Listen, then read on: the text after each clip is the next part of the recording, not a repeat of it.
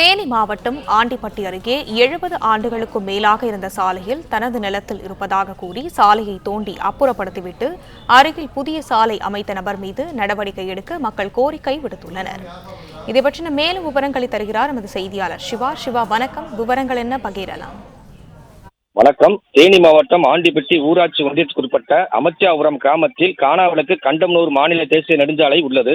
இது சுக்லாவரம் விலக்கில் இருந்து அமச்சியாபுரம் செல்லும் சாலையில் கடந்த 70 ஆண்டுகளாக 1954ஆம் ஆண்டு மெட்டல் சாலையாக அமைக்கப்பட்டது.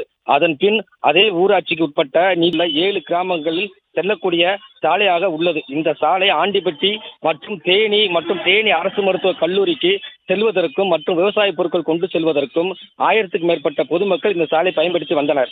இந்த நிலையில் கடந்த சில ஆண்டுகளுக்கு முன்பு இந்த நிலம் ரஞ்சித் என்பவருக்கு சொந்த நிலத்தில் உள்ளதாக கூறி இந்த நேற்று இரவு அரசு சார்பில் போடப்பட்ட தார் சாலையை கண்டம்னூர் சுக்லாபுரம் விலக்கில் இருந்து 90 மீட்டர் நீளம் வரை அரசு போடப்பட்ட தார் சாலையை முழுவதுமே ஜேசிபி இயந்திரம் மூலமாக தோண்டி அப்புறப்படுத்திவிட்டு அருகே உள்ள இடத்தில் மாற்று தார் சாலையாக மெட்டல் சாலையாக சாலை அமைத்துள்ளார்.